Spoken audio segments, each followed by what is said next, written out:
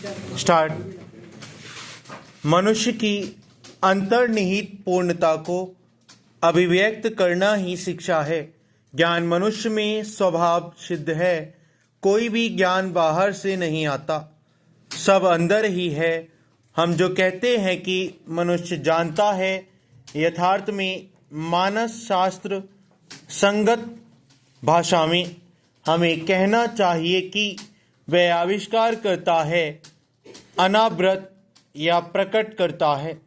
मनुष्य जो कुछ सीखता है वह वास्तव में आविष्कार करना ही है।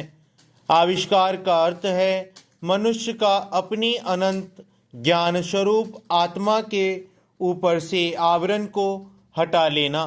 हम कहते हैं कि न्यूटन ने गुरुत्वाकर्षण का आविष्कार किया, तो क्या वह आविष्कार कहीं एक कोने में न्यूटन की राह देखते बैठा था? नहीं, वह उसके मन में ही था। जब समय आया तो उसने उसे जान लिया या ढूंढ निकाला। संसार को जो कुछ ज्ञान प्राप्त हुआ है वह सब मन से ही निकाला है। विश्व का असीम ज्ञान भंडार स्वयं तुम्हारे मन में है। बाहरी संसार तो एक सुझाव, एक प्रेरक मात्र है जो तुम्हें अपने ही मन का अध्ययन करने के लिए प्रेरित करता है। सेब के गिरने से न्यूटन को कुछ सूझ पड़ा और उसने अपने मन का अध्ययन किया। उसने अपने मन में विचार की पुरानी कड़ियों को फिर से व्यवस्थित किया और उनमें एक नई कड़ी को देख पाया, जिसे हम गुरुत्वाकर्षण का नियम कहते हैं। वह न तो सेब में था और न पृथ्वी के केंद्रस्थ किसी वस्तु में। पैरा। अतः समस्त ज्ञान, चाहे वह लौकिक हो या आध्यात्मिक, मनुष्य के मन में है। बहुधा वह प्रकाशित न होकर ढका रहता है, और जब आवरण धीरे धीरे हटता जाता है तो हम कहते हैं कि हम सीख रहे हैं।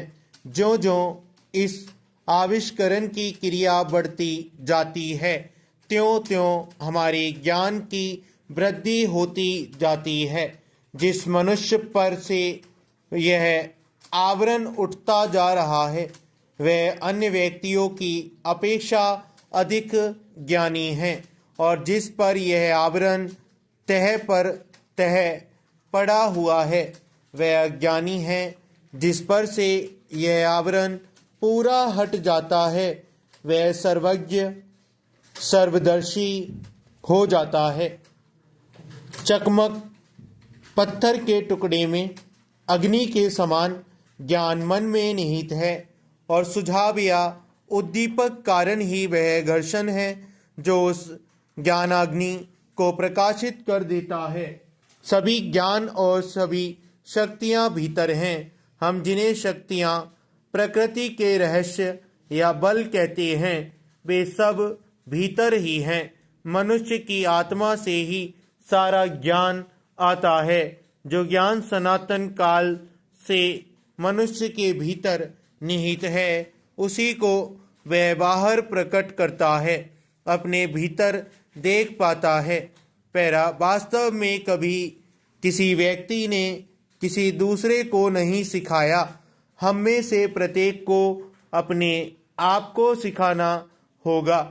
बाहर के गुरु तो केवल सुझाव या प्रेरणा देने वाले कारण मात्र हैं, जो हमारे अंतस्थ गुरु को सब विषयों का मर्म समझने के लिए उद्बोधित कर देते हैं। तब फिर सब बातें हमारे ही अनुभव और विचार की शक्ति के द्वारा स्पष्टतर हो जाएंगी और हम अपनी आत्मा में उनकी अनुभूति करने लगेंगे। वह समूचा विशाल बट वृक्ष जो आज कई एकड़ जमीन घेरे हुए है, उस छोटे से बीज में था जो शायद सरसों के दाने के अष्टमास में से बड़ा नहीं था। वह सारी शक्ति राशि उस बीज में निबद्ध थी। हम जानते हैं कि विशाल बुद्धि एक छोटे से जीवाणु कोश में सिमटी हुई रहती है। यह भले ही एक पहेली सी प्रतीत हो, पर है यह सत्य। हम में से हर कोई एक जीवाणु कोश से उत्पन्न हुआ है और हमारी सारी शक्तियां उसी में सिकड़ी हुई थी। तुम यह नहीं कह सकते कि वे खाद्यान्न से उत्पन्न हुई हैं, क्योंकि यदि तुम अन्न का एक पर्वत भी खड़ा कर दो तो क्या उसमें से कोई शक्ति प्रकट होगी? शक्ति वही थी, भले ही वह अव्यक्त या प्रसुप्त रही हो, पर थी वही। उसी तरह मनुष्य की आत्मा में अनंत शक्ति निहित है, चाहे वह यह जानता हो या न जानता हो। इसको जानना, इसका बोध होना ही इसका प्रकट होना है। पैरा अंतस्थ है, दिव्य ज्योति बहुतेरे मनुष्यों में अवरुद्ध रहती है। वह लोहे की पेटी में बंद दीपक के समान है। थोड़ा सा भी प्रकाश बाहर नहीं आ सकता। पवित्रता और निस्वार्थता के द्वारा हम उस अवरोधक माध्यम की सघनता को धीरे धीरे छीना करते जाते हैं और अंत में वह कांच के समान पारदर्शक बन जाता है। श्री रामकृष्ण लोहे से कांच में परिवर्तित पेटी के समान थे, जिससे भीतर का प्रकाश ज्यों का त्यों दिख सकता है। पैरा तुम किसी बालक को शिक्षा देने में उसी प्रकार असमर्थ हो जैसे कि किसी पौधे को बढ़ाने में।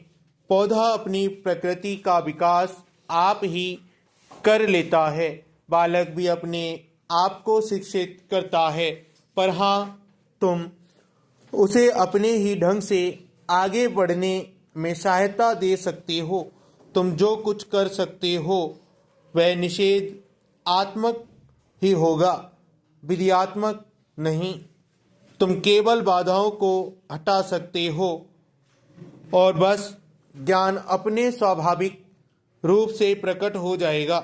जमीन को कुछ पोली बना दो ताकि उसमें से उगना आसान हो जाए।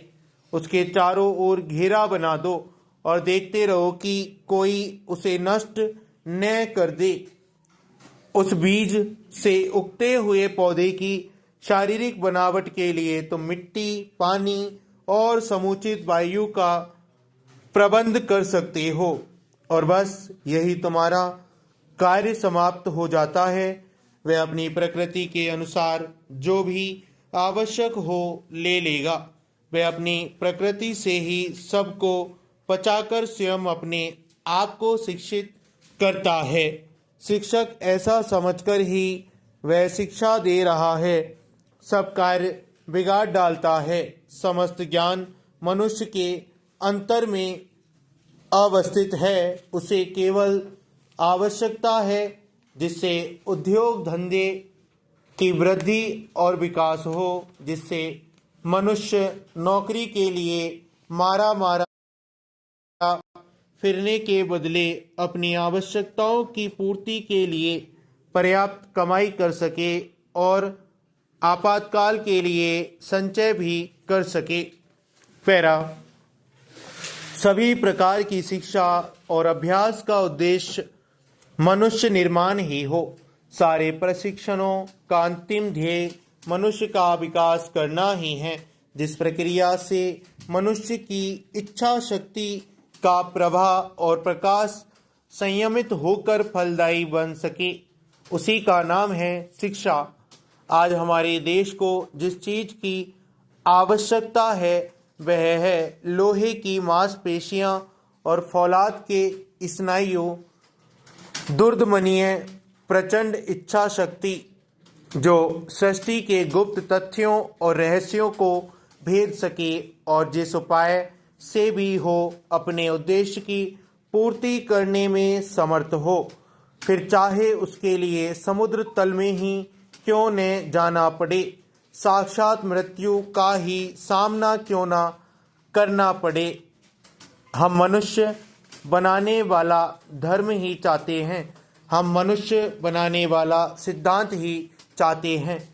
हम सर्वत्र सभी क्षेत्रों में मनुष्य बनाने वाली शिक्षा ही चाहते हैं। स्टॉप।